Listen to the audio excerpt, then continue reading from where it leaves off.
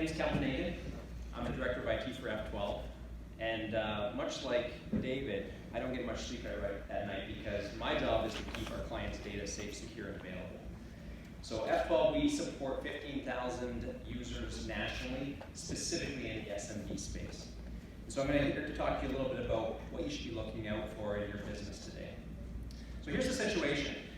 Engen, it's a research institution, in 2018 surveyed 475 IT departments globally. And what they found is the mean time to identify an attack was 197 days. Just so you know, a perpetrator gets into your network, 197 days pass before they even identify there's an attack happening in their network. And 69 days just to contain that attack. Now, these are usually very large corporations that are highly complex, and so there's lack of visibility. But this is a real threat that's happening across the globe. 53% of the cost to do detection and remediation of a breach. So we talked about $255 per record in terms of what that value is. 53% of that's just on detection and response. And what we're seeing is it's taking far too long, and it costs too much money to detect and respond to these security breaches. And now with the new privacy laws that came into effect last November, we are now mandated to respond and tell our citizens when there's an attack that's occurring and disclose if there's any breach of personal information. So show of hands, how many people are actually doing security awareness training in their business today? Okay, so the stat before was 30-some odd percent. I have 3 people in this room that raised their hands. That's a big issue. If our people are the weakest link, we need to educate ourselves. And not just do this on an annual basis, we have to increase our security posture as a society. And so, on average, 1/3 of the people in an organization will click on the phishing links that are sent to them. 1/3. And when that's the majority of the attack vectors that are being used in the SMB space, this is a real threat. And so there is tools out there that help perform a baseline test, validate that the training is happening, and then do simulated attacks on those individuals.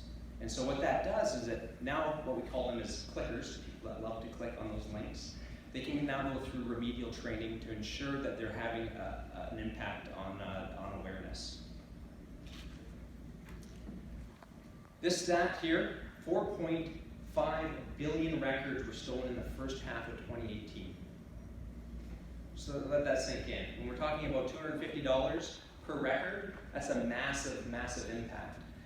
But what's even stranger is only 3% of those records were called secure breaches, meaning the data was unusable to the nefarious actors that had them. That's massive. And so the reality is that chances are you've been compromised. And so there's a couple websites that you can go to. HaveIBeenPwned.com is one. The other one I won't read out, but it's basically what you can do is you put your email address in there, and it will go out to all the public breaches that have occurred so that you can see whether or not your account has been compromised. The problem with this is it's just the public breaches, the ones that have been disclosed.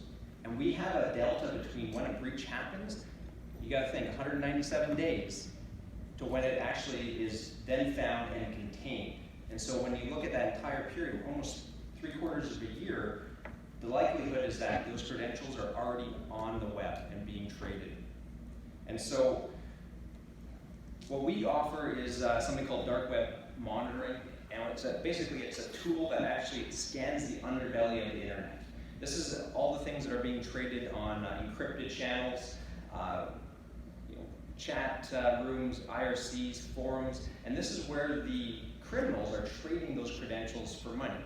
And so what we're seeing on this platform is 80,000 compromised emails a day. And so one of the things that we're going to offer just today is anybody that's interested, come see myself or Brad. We'll do a free scan for your network. No obligation, it's just to make sure that you have visibility. Because if you're using those credentials still today, that could mean that you're at risk right now. So here's the problem.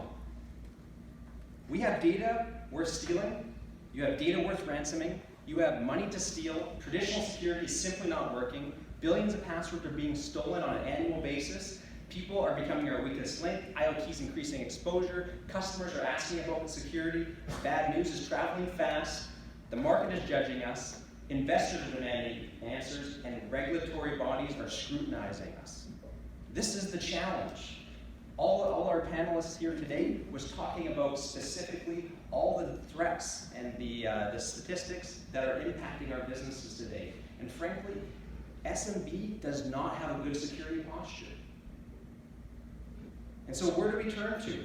Well, here's a great slide on all the different vendors that you could use. Just pick one, or two, or three, or a dozen of them. So we have everything from web security, endpoint security, data security, access and identity control. The list goes on and on. You don't want to know what all that is. It's small because that's just a fraction of it. And the reality is that you need to find a trusted provider. But how do you trust the IT department? How do you trust the cloud? How do you trust the managed service provider? And we've done a poor job in the industry of setting the standards. And Canada is, I think, is lagging behind on this front. There is a governing body that helps, it's from the accounting industry, which is the SOC 2 Type 2 compliance. And this is actually designed for service providers. And so what this does is it actually is an independent audit that occurs on an annual basis to go in and validate the controls of that organization. So these are controls around security, availability, confidentiality, and privacy and process integrity within that business. So what they say they're doing, they're actually doing. The challenge with this is there's a barrier to entry. It costs tens of thousands of dollars to do this on an annual basis. And it's very disruptive to an organization. You have to prove everything that you're doing to make sure that you don't have exceptions. But you want to be able to lever one of these frameworks to be able to ensure that you're getting what you're paying for. So what is Canada doing? I'm pretty excited. We saw the NIST framework, which is a US-based framework. But Canada has actually introduced something called Cyber Essentials. This is actually designed for SMBs. There's 5 trust principles that they're abiding by, but access control, making sure that your firewalls are safe and secure, you have processes in place, antivirus, ransomware. But this is in its infancy, but we're going to start to see a lot more of this. And this is something that's fairly economical, only a couple $1,000s to obtain. It's actually been built out of New Brunswick, so they're calling the epicenter of cybersecurity. I don't know. But this is a good framework to build off of. And the nice thing is we're going to see some government backing around this, so pretty excited to see where that goes. So what can you be doing? So these are some basic things that I think can heighten the security posture within your organization. So number one is enable two-factor authentication wherever you can. So something you have, which is your phone or mobile device, and something you know, which is typically your password. Use passphrases for your password. We've done a poor job of educating people around, passwords, special characters, uppercase, lowercase. It becomes very difficult to remember, but very easy for a computer to brute force and circumvent the password. So using something longer, 12 characters is my recommendation on that, because at that point, they can't brute force at that level. And then have different passwords for different uses. So keeping a segregated silo between your different web presence. So work being different than, of course, your social media or your banking, your gaming. Those are very crucial, because if one gets compromised, you're not going to lose all access to all of those items. And then, of course, consider a trusted password keeper. Everyone has a multitude of passwords they have to remember. I recommend not using an online password keeper, simply because that's a giant target that exists out on the internet. And so what we see is using something that's offline. And of course, change your passwords often. So this is around your work, your banking. 90 to 180 days is a good standard. So don't be a fish. Become a skeptic. Verify the identity of people who contact you. Call them back. Don't click on the email links that come to you. And ensure that you are looking at cyber risk protection insurance. This is something that has a fairly low premium per annum, so it's something that you can ensure that you have protections when and if you need it. Next one I want to talk about is don't be a hostage.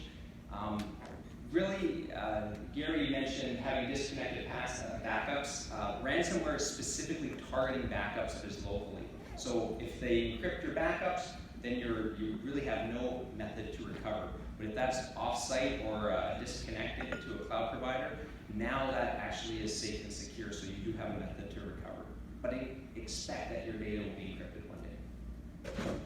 Some internal controls. You know, we've seen a lot of different businesses get compromised. A couple of note, one being Grant McEwen. That was $11.8 million that had the misdirected funds simply because they didn't have the specific internal approval process. The person requesting the change and approving the change were effectively the same person. And so misdirected funds is happening more and more, and they're getting very easy to thwart. But if you don't have those controls in your business, you can become a victim on this front as well. So make sure if you are going to handle any financial matters, you have a secondary method. If it comes in via email, call that individual. If they call, make sure you validate through an email. This is just some basic things that you can do to protect yourself. And so the last thing I wanted to touch on is make sure you're doing security awareness. Obviously, with only 3 people in the room raising their hands, we have a lot of work to do. And that is a scary thought, and it's very easy to do. We will do complimentary security training for you, so take us up on that. No obligation. I think the power of ensuring that you have a heightened security posture has so much value to your organization. Find a trusted, certified partner. We had a number of certifications. Having a cyber designation within your organization that you can trust, that they can go through and put in the different security controls that you need for your business is vital. Windows came out, Microsoft came out with their BitLocker drive encryption on their Windows 8, Windows 10 products. And this is something that's not activated by default, but if you simply just go through that process, you can ensure that if your laptop is lost or stolen, that somebody doesn't walk away with all the data that's sitting on your laptop. It's really, really simple to do as well. And of course, make sure your systems are constantly patched. My wife specifically used to never patch when I met her, and now I've converted her because that is one method to stop the perpetrators from taking advantage of your different security vulnerabilities that exist. So that's all I have.